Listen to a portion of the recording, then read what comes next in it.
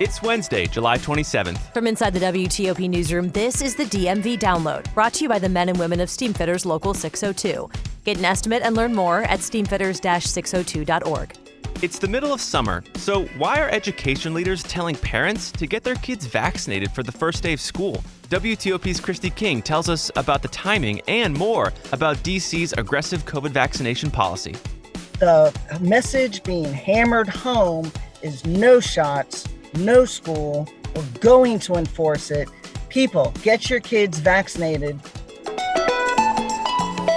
Thanks for joining us. I'm Megan Cloherty. And I'm Luke Garrett. DC is doubling down on its mandate that kids get vaccines required for school. And that includes COVID-19 shots for kids 12 and up. It's one of the most aggressive vaccine mandates in the country. And today, DC's Deputy Mayor for Education, Paul Kine, said it's all about keeping kids safe. And WTOP's Kristi King is joining us now on Zoom. Thank you, Kristi, for being here. My pleasure. So we're coming up on school starting. Obviously, parents have to get their ducks in a row. As far as COVID shots go for DC schools, who has to get what shots by when? Because it's a little confusing. Okay, the trigger point was the fact that the COVID vaccines for children are now FDA fully approved for use for kids 12 and up.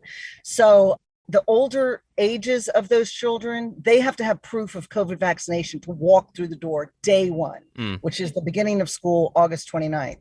But the younger age children, they have a grace period where if they have one of their vaccination of the two scheduled vaccines required, they're given a grace period to have that. And this isn't just about COVID vaccines. We're talking about the whole host of other vaccines for other viruses that have always been required, right? Big picture, vaccinations in general, required childhood vaccinations, kids can walk through the door and they have 20 school days to show proof of vaccination. But the message being hammered home is no shots, no school. We're going to enforce it. People, get your kids vaccinated. Yes, you have a grace period. They can walk into school without proof of vaccination initially, but why not get it out of the way? And let's dive a little deeper into that. What are the exact consequences? You know, if it's day 21 and a student doesn't have their COVID vaccine, in reference to their age, and they just don't have it, are they going to be turned away? The Deputy Mayor of Education didn't get into specifics other than to say, DC will fully enforce the no shots, no school immunization policy this upcoming school year. And it is therefore essential that every single family include vaccines on your back to school list. People who've been around the district for a long time know that there's kind of been lax over the years. There's been lax enforcement, but the gauntlet was laid down. We're absolutely going to enforce this. We're serious. And we're making it so easy. According to the districts, they have pediatric vaccine clinics, 57 and counting citywide. They're setting up mobile clinics at schools. They're setting up school-based clinics. You don't even have to be a member of the school to attend a school-based clinic. You can just randomly show up from anywhere. And the school-based clinics, parents also can get COVID vaccines in that environment. They're extending days. They're making weekend days available. They're extending hours. There are plans for robocalls to go out. And here's one of the warnings that, hey, you get a robocall, you've done your stuff. Well, that means that maybe you're not on record. You haven't filed the documentation necessary. And that's something that your healthcare provider who administers the shots can help with. You've got to fill out the form, people. And here's the problem. You get the robocall, your kid's vaccinated. Maybe they don't have the paperwork. That paperwork concept messes up the data for all of the reliable, what you think may be reliable information pertaining to the district, because people might get their kids vaccinated elsewhere. So a lot of numbers were quoted from DC Health today about how many children, students are vaccinated and who still needs to be vaccinated, but with a stipulation that the rates may be influenced because vaccination has happened elsewhere. But to give you an idea, routine pediatric immunizations, approximately 27% of DC kids are not up to date. Wow. And that's 20% so that's almost 30%, right? So that's 20% of elementary schoolers, a third of middle schoolers, and half, according to the records on file with DC Health, half of the high schoolers don't have routine pediatric immunizations. And in order to stop stuff like measles, in order to prevent transmission of these communicable diseases that are preventable, you need to have a vaccination rate in the 90-95% range. And Kristi, what about COVID vaccination numbers? Do they break down at all where kids stand as far as how many have been vaccinated against COVID? According to DC Health, about 87% of kids 12 to 15 have completed their primary series of COVID shots. Of course, we know from all the stories we do that boosting, people are not following through with their booster shots. Okay, but kids 12 to 15, 87% have their primary series of COVID shots, 12 to 15. Now, you look at kids who are 16 and 17, and 81% of them have their primary series. So again, we're looking at, there's about 15% of the kids who still have to get caught up on their initial COVID-19 immunization series. And this all comes as we're seeing the BA.5 subvariant of Omicron. Where does that all play in here? Initial immune response within your body. You get a COVID vaccine and your body in a month has pretty good reaction to the vaccine. You're protected against transmission. This was a study specifically in regards to whether you can catch it, not the severity is mitigated by the vaccine. It wanes dramatically after a month. At 3 months, it's almost nothing, Really? indiscernible that you've had vaccine as far as the can you catch it, can you transmit it? But with a booster, wham, bam, boom, it dramatically improves it. It jumps from like near indiscernible antibody reaction discernible in your body to 40%. And 40% is a lot better than almost nothing. Well, that speaks to the timing of this, too, because if you think about it, I mean, it feels like school's a little ways off. But if you are thinking about how long it takes the vaccine to take hold in your body and give you the antibodies that you need, that's why this push is kind of happening now. DC has one of the strictest COVID vaccine requirements in the U.S., though. We were looking around, even in the neighboring counties around DC, they're not requiring kids be vaccinated against COVID. Did the officials there talk about why they're taking such an aggressive stance on this? Because they can. Because they're being proactive. Say more. And I mean, there may be school districts around the nation who have, but none that I'm aware of specifically. And they're just being very aggressive, and it's public health. We want people to be safe. And Kristi, are there any exceptions to this no shot, no school rule? Is there any wiggle room here? Yes. The short answer is yes. You have to apply, though, and they need that paperwork. The breakdown date for the exemptions to expire was July 1st. So that might apply also to kids in summer school. But there are, yes, in fact, there are exemptions. There are religious exemptions based on people's religious preferences and maybe issues they have with the idea of vaccination. There are also some parental concerns about the HPV vaccine because it's associated, or there are misperceptions that it might make children sexually promiscuous when it's just protection against a virus. But the opt-outs expire July 1st. That means that if you had one before, you're definitely going to need one again if that's your intention for the new school year. And I was just worried about school supplies. Kristi King, thank you very much for getting us updated on what we need to be thinking about ahead of the school year. My pleasure. And after the break, the DMV Dates segment returns, but we'll go farther afield this time. Backed by the experience of its hardworking members, Steamfitters Local 602 is ready to take on your next commercial heating, cooling, HVAC, or refrigeration project.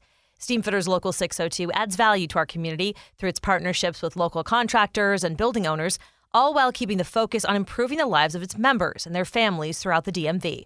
For work that's on time and on budget, go to steamfitters-602.org to schedule your next project. That's steamfitters-602.org. Steamfitters Local 602, changing lives. Thanks for listening to the DMV Download. if you like this show, give us 5 stars and leave us a review on Apple Podcast. We love hearing from you guys, and your reviews really do help other listeners find this, our area's only in-depth daily local news podcast. And thank you for making us a part of your day. So before we go, we got an email from our friend Josh, who actually we don't know, but you are our friend now, Josh, because Josh wants some more DMV date segments, and he wants a little, he wants us to go outside of DC, explore. Wants more variety. And Josh was right, to be fair. I mean, we had focused in DC, so Sure. we're expanding. Josh, you're welcome. Okay, so today, this time, Luke is going to take Virginia, I'm going to take Maryland, and good luck to you, my friend, because my date's freaking awesome. Well, okay, here's mine then. Okay. So, the past few dates have been kind of casual. This one's kind of active. We're going to go on some bikes in nice. Virginia. Yeah, Okay. so whether you pick up a city bike or you drive, the bikes on the back of your car, you drive down the GW Parkway, park one of there and hop on the Mount Vernon Trail and, take a little bike ride. So your first stop is going to be DCA. There's a field right before the landing strip in the airport. So you're going to, you and your date are going to hop off the bike, sit down, see the planes kind of come Gravelly Point. overhead. Yeah. Yeah. And that's kind of cool. And while you're there, here's a fun fact. You can say, did you know that in 1920, there was actually an airfield here that was called Hoover Field, and it was like super dangerous. It was like one of the most dangerous airports Wait, why? in the country. So there were a lot of wires close to this Hoover Field, the precursor to DCA. Not There's a lot of recommended. smoke, and the highway was right up against the runway, so pilots had difficulty. Amelia Earhart actually called it deplorable and went before Congress to say, look, this is a shame. We need to make this Wow. better. Amelia Yeah. Earhart, who got her statue unveiled in Statuary Hall in Congress today. Yes, yeah. Which is very cool. Anyway, so there's your fun fact when you're there watching planes overhead. Okay. Then you keep biking down. You go to Alexandria, get a nice bite to eat. Honestly, just go to Chipotle. There's a Chipotle on King Street. You're biking, you're Don't go tired. to Chipotle. There's so Come many on. good spots there There that are are good spots local. there, but just you're hungry. You want something quick and yummy. King Street Chipotle. You got plenty of options if that doesn't work. And by this time, you've biked, 10, 20 miles, so it's really up to you what you want to do from here. If you want to do the full 50 miles, you can go down to my Mount Vernon, gosh. or you can turn around and take a dip in the Potomac. But don't tell anyone I told you that because you're not supposed to swim in the Potomac. And then there's your kind of fun, active date. Okay, my date's going to kick your date's butt, just saying. Okay, Here we mine's go. in Frederick, Maryland, which if you haven't been recently, I went up there for a date a couple years ago, and it was you can spend the whole day there. It's just so nice. Just kind of, I say bop around. That's my word. Bop around. Me and my best friends, we bop around. You bop around, you kind of go into shops, you see what you like, whatever. But this is my date idea. So you can either start your date in one of 3 places. You can go to the Catoctin Mountains and go on a little hike, which is at the bottom of the Appalachian Trail. Wow. They have a bunch of different, very accessible hikes, and then harder hikes if you want to get into it.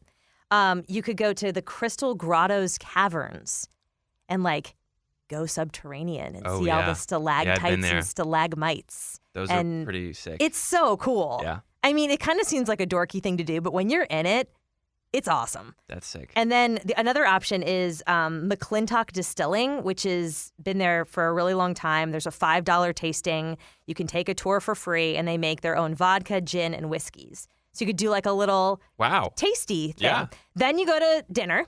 Okay. Okay, and these are my dinner options. La Paz Mexican spot is right on the water. It actually is kind of hard to get a spot outside when it's nice out, but they have the best margaritas.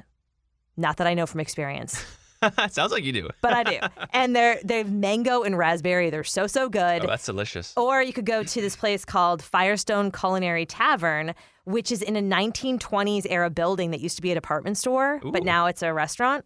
Hip. So I think that's probably going to cost you what? If you do the tasting, $5, and then if you do the dinner, maybe $100 if you guys have drinks, right? Right. Then you go up the street. Wait, to we're not done yet? No. Oh my God. See, my date's awesome.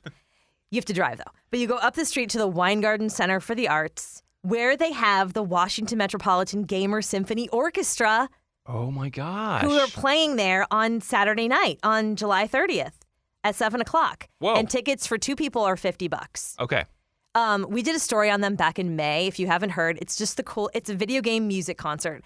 And their fun fact is that you don't have to know video game music to get into the orchestra. You just have to know how to play music. We interviewed their conductor, right? Yeah. And he was telling us, we need more people. We need people in brass, strings, and choir. So they rehearse in Rockville, and they're like a very local symphony. So you go see them. Or if you want to, in like a couple weeks on September 8th, you can see Rick Steves. Oh my gosh, I love Rick Steves. And he's going to give all of his travel very tips. Quirky travel tips around Europe. Wow, okay. And that is a date, my friend. That's like 8-hour excursion. It kind of is. Well, that's good. I mean, sometimes you need to, if you really need to know someone. Yeah. A little activity before dinner, it's like and then a date show. number 12, you're really like. Yeah, that's not really a first date. You're right. Was that part of the category? That have to be a first date? No, not at all. No. Okay. All right. So Frederick, I'm all about it. And they have like the cutest little downtown and shops and stuff. So I'm a big fan. 4th installment of DMV dates. Let us know which success. one you choose. Not that it's a competition, but I won. I don't know. Mine's pretty simple and good, but we'll see.